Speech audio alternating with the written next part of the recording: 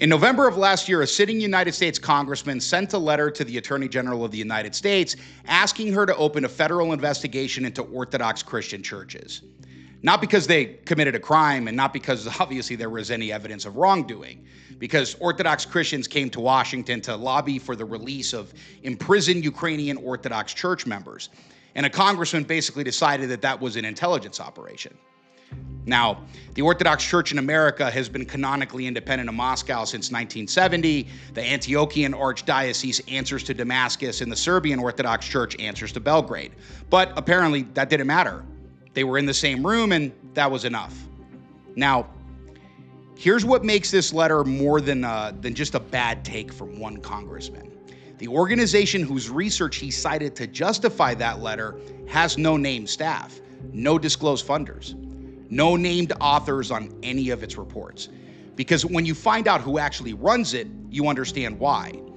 That organization was staffed by a former French military intelligence analyst, a retired U.S. Army counterintelligence operative, and 28-year CIA clandestine service officer who served as a station chief in, get this, both Moscow and Belgrade.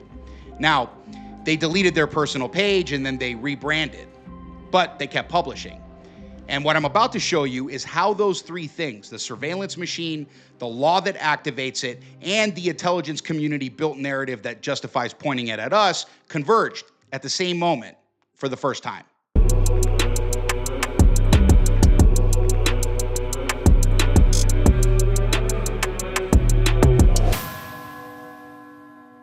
Welcome back to Spiritual Frontlines, guys. I'm your host, Marco. If this is your first time here, this channel exists because someone has to say the things that don't get said. And we obviously over here, what we do is we cover the intersection of faith, geopolitics, and the forces that are actively shaping the world that Orthodox Christians need to live in. And if that's something that you guys care about, do me a favor, hit subscribe, hit that notification bell, share this video with someone in your parish who actually needs to see it, because the algorithm is not going to be doing us any favors with content like this. And before we get into the brief, just a quick word on what's coming next. The St. Lazar Unseen Warfare episode that I promised, it's coming next week, guys. I'm going to be honest with you. This has been one of the most demanding weeks that I've had in a long time, and I'm still not done with it. But I want you to know it's actually lining up to be one of the best episodes that I've ever produced. I promise you that. And the material on St. Lazar, the theology of all of it, the context of what's happening in the world right now, super important. It goes very deep, and it's worth doing it right. So that's going to be next Saturday. But with that being said, let's go ahead and get into this. Let's start with what's being built right now. Basically, over the past 2 years, the Department of Homeland Security and the FBI and roughly 80 fusion centers across the United States have been quietly developing a new surveillance category. They're calling it, and I want you to hear this phrase very carefully, they're calling it anti-tech violent extremism. Now, that phrase, it doesn't appear in any public DHS or FBI domestic extremism guide. It wasn't debated in Congress, it wasn't signed into law, and it's obviously not being announced in a press conference. It was created internally. And we only know that it exists because Wired magazine basically obtained over 1,000 pages of unpublished government reports through the Freedom of Information Act. And so we got to thank them for that one. But those documents, they basically show fusion centers in Western Pennsylvania and Northern Virginia actively monitoring American citizens, not for planning violence, right? Not for some kind of criminal activity that they're actually engaged in, but for opposition to data centers and artificial intelligence. Let that one sink in. A report from the New York Intelligence and Counterterrorism Bureau warned that AI adoption could basically, quote, spark major unrest and result in anti-tech violent extremist activity. I want to be precise here because precision actually matters in this brief. The government's not waiting for violence. It's actually building a system to identify in advance the communities it believes might become violent based on what they believe, not what they're actually doing or what they've done. Now, you might ask, what does any of this have to do with the data center or data centers, plural, right? And the answer to that question is where this story gets very interesting. Last year, Anthropic, the company that makes the AI called Claude, signed a $200 million contract with the Pentagon. That contract had two explicit restrictions written into it. Claude would basically not be used for mass domestic surveillance of American citizens, and Claude would not be used to power fully autonomous weapon systems. Okay. Now, both sides agreed to those terms at the signing. Then what happened? Fast forward, right? In February of this year, Secretary of Defense Pete Hegseth sent Anthropic a demand. Remove both their restrictions, basically. Give us the right to use your technology for, quote, all lawful purposes, or face termination of contract, designation as a national security supply chain risk, and potential invocation of the Defense Production Act, okay? Now, Anthropic CEO Dario Amodei responded in writing, and he said, and I'm quoting directly, "We cannot in good conscience accede to their request." Dario Amodei, CEO of Anthropic. Okay. Now, we can't in good conscience accede to their request. That's what he said. The same day, President Trump directed every federal agency to immediately cease use of Anthropic's technology. The Pentagon then formally designated Anthropic, and again, I want you to hear this phrase carefully, a supply chain risk to national security. That designation has historically been reserved for companies from basically adversarial foreign states, by the way. Companies like Huawei. You guys remember that, right? A federal judge has since basically blocked that designation. The legal battle continues, obviously. And then the Pentagon basically replaced Anthropic with OpenAI, ChatGPT, right? Which basically agreed to the terms that Anthropic basically refused. And so ChatGPT is now building surveillance systems and autonomous killing machines for the United States government. I want you guys to sit with what just happened there, okay? The United States government demanded that a private AI company remove its prohibition on domestic mass surveillance. When the company refused, the government attempted to destroy it. The intent is no longer a theory. It's documented. It's on record. And the capability now being built with a more compliant vendor, well, that's what's going on, right? The other piece of this infrastructure is basically a company called Palantir. That was started by Peter Thiel, if you guys don't know. Palantir basically built the surveillance architecture that's currently being used by ICE. It links immigration enforcement, criminal databases, biometric identification. It previously developed protest prediction tools for the U.S. Army. It was obviously also used against Palestinians by Israel in the conflict over there. And so this has kind of been the testing grounds. They've also used it in Ukraine. But anyway, I'm not going there today. Its algorithms are basically shielded from public scrutiny, and that's important here because it's shielded as a proprietary trade secret, basically. It's basically outsourced its most constitutionally sensitive surveillance to a company that answers to shareholders rather than the Constitution. So whistleblowers have basically confirmed that the FBI has flagged individuals as potential threats based on their internet search history, their social media posts, their religious beliefs, and their associations with activist groups. Not for crimes, for associations. That's the machine. Now, let's talk about the law that actually turns it on. I'm going to read you the exact language from the document, okay? Okay. So what it says, quote, common threads animating this violent conduct include anti-Americanism, anti-capitalism, and anti-Christianity, support for the overthrow of the United States government, extremism on immigration, race, and gender, and hostility towards those who hold traditional American views on family, religion, and morality. Now, I want to be very careful here because the framing of that language matters enormously. Notice that anti-Christianity is listed as a threat indicator. And when this memorandum basically was announced, many Christians, including many Orthodox Christians, interpreted this as protection. The government that they thought is finally now somehow acknowledging that Christians are targeted. Awesome, right?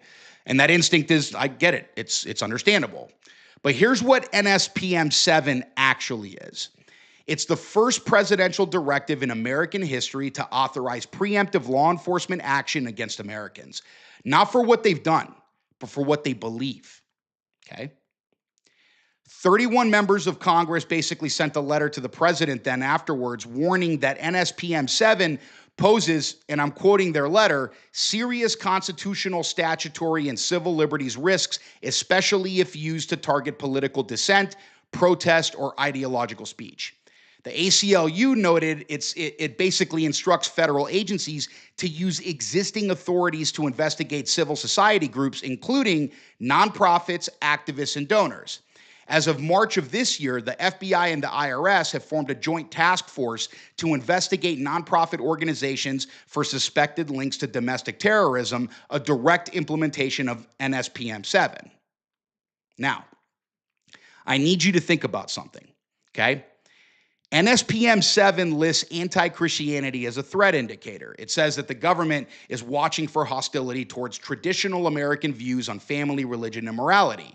That framing protects Christians as long as, this administration is in power and as long as the political winds point in the direction that they currently point. But NSPM 7, it doesn't define anti-Christianity. It doesn't define which Christians are protected and which Christians might be deemed sympathetic to a foreign power. That distinction, it matters. It's the door, okay? And someone has already started building a narrative to walk right through it. I need to introduce you to an organization. It calls itself the Robert Lansing Institute for Global Threats and Democracy Studies, okay? Now, what it does is it actually presents itself as a nonpartisan, nonprofit public policy research organization. It publishes analysis on geopolitical threats, Russian influence operations, and relevant to what I'm about to tell you, the alleged use of Orthodox Christian church structures as Russian intelligence vectors inside the United States. And here's what the Robert Lansing Institute doesn't actually tell you about itself.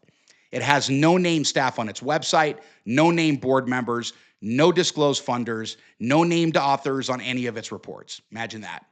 Its only public contact is a single email address.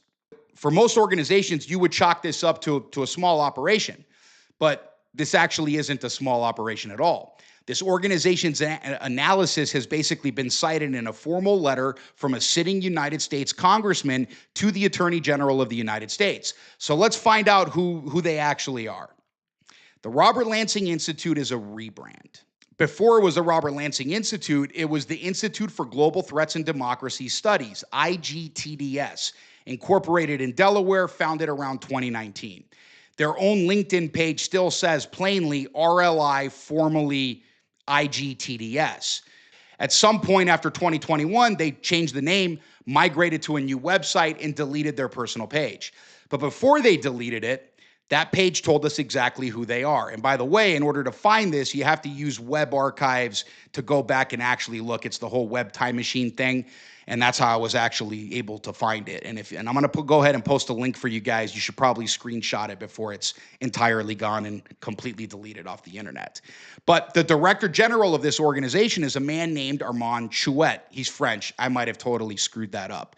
But anyway, Armand is a former imagery analyst for the DRM, the Direction du Renseignement Militaire. I don't know if I said that right. I'm not good at French, guys. I speak English and Serbian. But basically, it's France's military intelligence agency, the French equivalent of the Defense Intelligence Agency, right?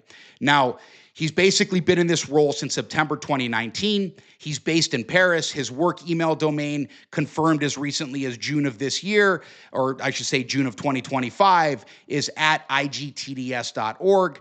And then the second confirmed member of the founding team is a retired United States Army counterintelligence agent who basically served in Iraq as the leader of the tactical human intelligence team. And then he basically was previously instructed, he instructed the U.S. Army counterintelligence special agent course, okay?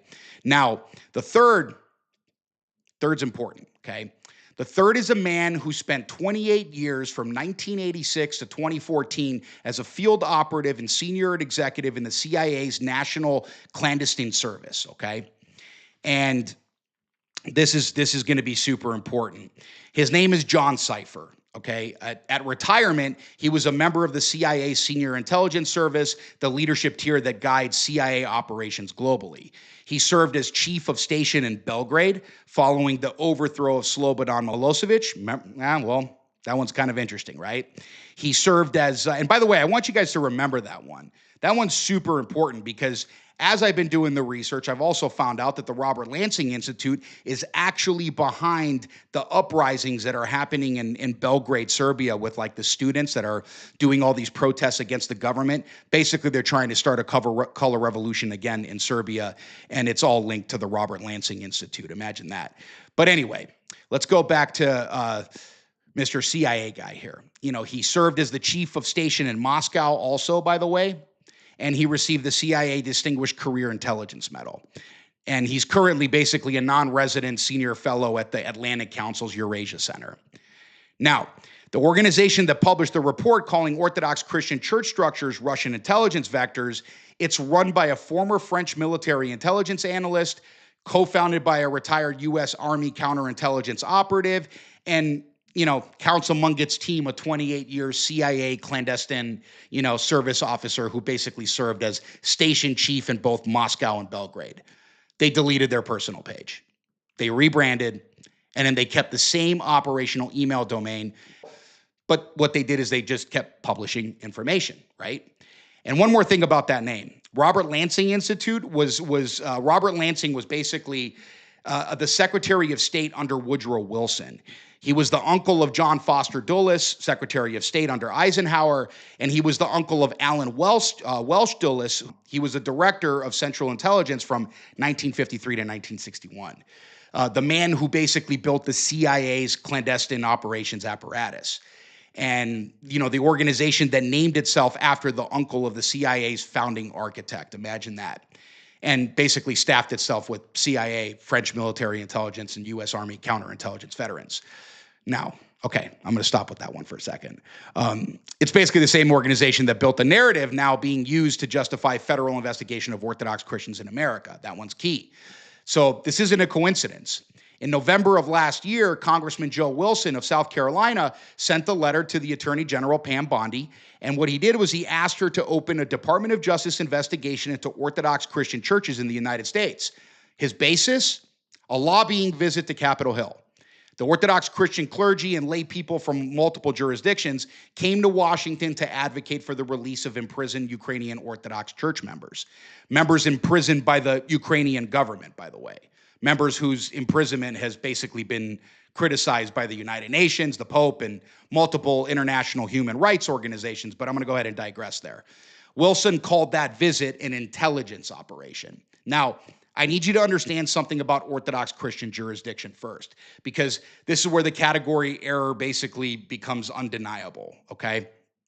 The Orthodox Church in America, the OCA, has been canonically independent of Moscow since 1970, 55 years ago, guys. The Antiochian Orthodox Christian Archdiocese answers to Damascus, Syria, and the Serbian Orthodox Church answers to Belgrade, Serbia. None of these jurisdictions have meaningful canonical ties to Moscow whatsoever. Okay, period, facts, end of story. But somehow Congressman Wilson's letter named every single one of them because they were in the same room. Even within his own party, Republicans obviously pushed back. Congresswoman Anna Paulina Luna said that Wilson was targeting Orthodox Christians, and I'm going to go ahead and quote her directly. She said, simply because the word Russia appears in their church name. Father Thomas Soroka of the OCA wrote, get ready for the 21st century McCarthy-style purges. Now, the category error that Wilson made manually in a letter in November 2025 is the same category error that the AI surveillance system will make automatically, at scale, by the way, without anyone having to decide. Let me just show you the full picture now, because each of these three things, the machine, the law, and the narrative, only becomes what it is when you actually see them together. An intelligence community staffed organization with no disclosed funding, no named personnel, and a deliberately obscured institutional history publishes reports naming Orthodox Christian church structures in America as Russian intelligence vectors. A sitting United States congressman uses those reports to formally request a Department of Justice investigation of Orthodox Christian communities, sweeping in jurisdictions with no Moscow ties based solely on their presence at a religious freedom lobbying event. A presidential memorandum, already signed, already law, authorizes preemptive federal investigation of Americans based on ideological beliefs, including beliefs deemed sympathetic to foreign powers. A surveillance infrastructure already deployed, already operational, aggregates license plate data from church parking lots, financial transaction records from parish donations, social media activity, telecommunications metadata, and associational mapping to, basically build profiles of communities of interest. And the one AI company that drew a line that said, we're not going to allow our technology to be used to surveil American citizens at mass scale, was designated a national security threat and removed from federal contracts. None of this requires a conspiracy, guys. Conspiracies require coordination. What this requires is something far more ordinary and far more durable. It requires institutional momentum. It requires political incentive, and it requires technical capability. All three of those now exist simultaneously. History has also shown us a pattern before, okay? In 1942, the United States government interned 120,000 Japanese Americans. That decision began with a legitimate intelligence concern, and then it was basically a documented ties between a subset of the population and a foreign power, and then somehow it ended up with category logic, right? Japanese ancestry is what they said as the operation criterion. And then it applied it to 120,000 people who had nothing to do with that concern. In 1956, the FBI launched COINTELPRO. It began with documented Communist Party infiltration of American institutions, and then it basically ended with the active surveillance and disruption of Martin Luther King Jr. The infrastructure always outlasts the specific threat that basically justified it, and it always finds new targets. Now, I want to speak directly to my Orthodox brothers and sisters now. This isn't a cause for panic. The church has obviously survived empires. She survived emperors who called themselves her protectors and emperors who called themselves her enemies. She survived surveillance states far more total than this one. But she survived because her people were clear-eyed about it, because they understood what was happening before it was actually too late to actually bear witness. And that's what this brief is. Not a call to fear, a call to see. Here's what has been confirmed. An organization staffed by French military intelligence, U.S. Army, and counterintelligence and CIA clandestine service veterans, operating without disclosed funding, having deleted its own personal page, built the narrative that the Orthodox Church structures in America are Russian intelligence vectors. A congressman used that narrative to formally request DOJ investigations of communities with no documented intelligence ties. The legal authority to act on that request already exists, signed into law by executive memorandum. The technical infrastructure to execute it at mass scale is already deployed. The one guardrail, the one company that said no, that company was removed. Everything I have told you today is documented. The sources are in the description below. The research document behind this video is available. I'm probably going to post that in the near future. Not because I want you to trust me, but because I actually want you to verify everything that I've said. And then tell somebody else. May God give us the eyes to see. Stay armed, stay sober, and remember, Christ is King.